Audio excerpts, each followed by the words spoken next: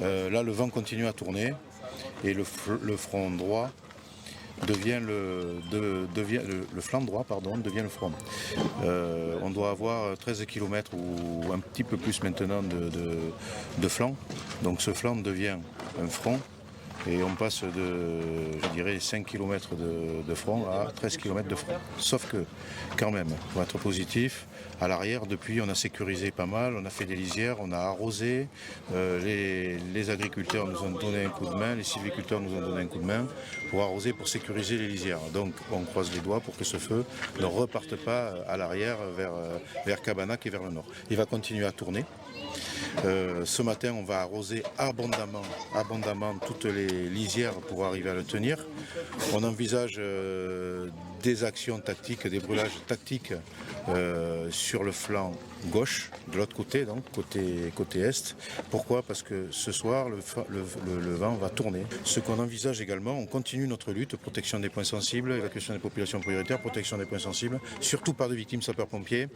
Aussi parce que quand le vent est violent, les gens sont davantage exposés dans la fumée, dans la chaleur, avec des flammes, comme vous avez pu le voir, impressionnantes. Je vous le dis, c'est les 100 mètres annoncés à la test, c'est pareil ici, sur un flanc beaucoup plus grand, beaucoup plus haut.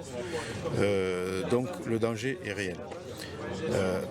On envisage et on commence à anticiper encore plus loin avec la préfecture, avec la FCI, sur le recensement des zones vertes qu'on pourrait avoir au plus loin du feu, style un champ de maïs, parce qu'un champ de maïs normalement ça ne brûle pas, style également des lacs. Vous avez vu au sud on a des lacs, on a le feu du Tuzan aussi l'année dernière, où il y a 2 ans qui a brûlé. On est en train d'essayer d'étudier, ça peut être une zone d'appui qui nous permettrait, en la nettoyant peut-être, que le feu ne passe pas à cet endroit-là. L'idée serait de circonscrire avec des espaces verts, enfin d'essayer de réfléchir là-dessus.